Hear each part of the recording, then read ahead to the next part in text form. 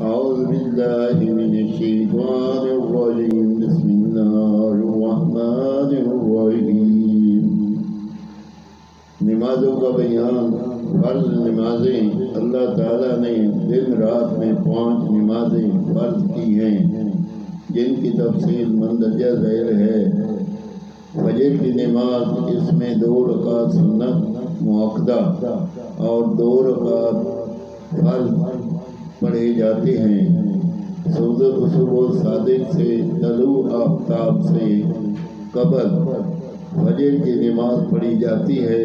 یہ وقفہ تقریباً 1 گھنٹہ 20 منٹ کا ہوتا ہے۔ اس دوران نفل وغیرہ نہیں پڑھے جا سکتے۔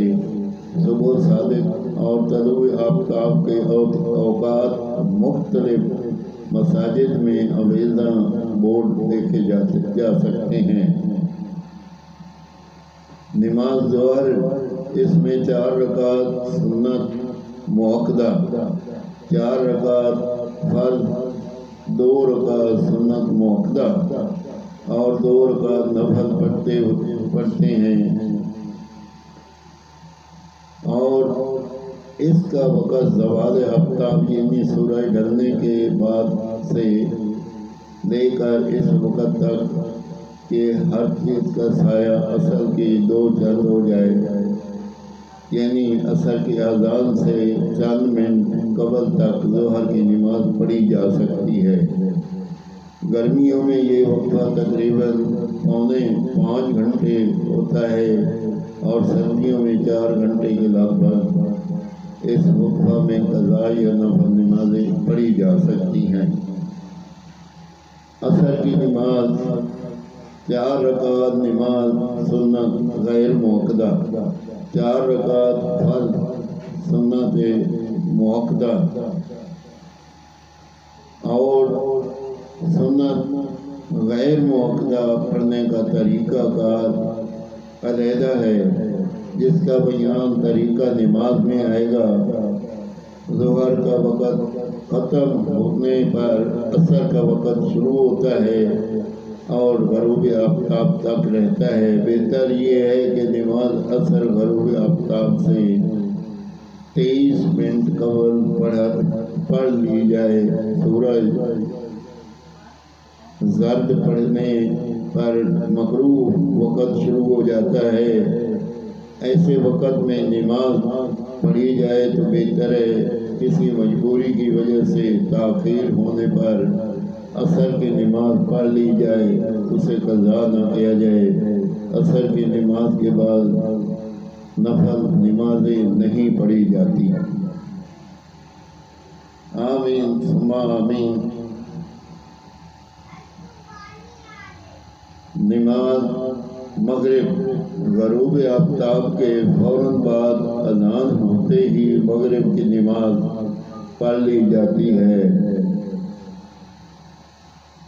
اس میں 3 رکعت فرض، 2 رکعت سنت مؤکدہ اور 2 نفل۔ نماز عشاء،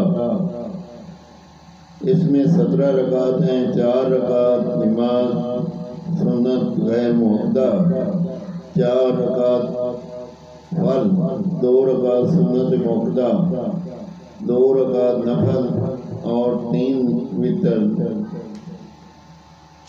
2 نفل، 17 رکعت ہو گئی کل۔ نماز عشاء کا وقت غروب شفق سے لے کر صبح صادق تک ہے۔ اول وقت میں نماز عشاء کی ادائیگی افضل ہے۔ نصف شب سے قبل یعنی 12 بجے سے پہلے یہ نماز پڑھ لی جائے۔ اگر سفر یا کسی شادی کی تقریب میں تاخیر ہو جائے تو صبح صادق سے قبل عشاء کی نماز ادا کر لی جائے۔ نماز ہو جائے گی مگر اسے معمول بنانا مکروہ ہے۔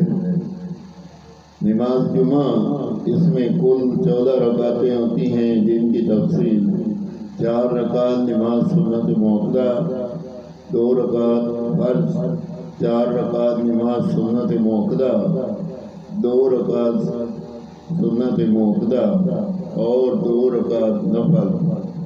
قرآن کریم میں ارشاد باری تعالیٰ ہے، اے ایمان والو، جب جمعہ کے دن نماز کے لیے اذان دی جائے تو نماز خدا کے حضور پیش ہونے کے لیے جلدی کرو اور خرید و فروخت بند کر دو۔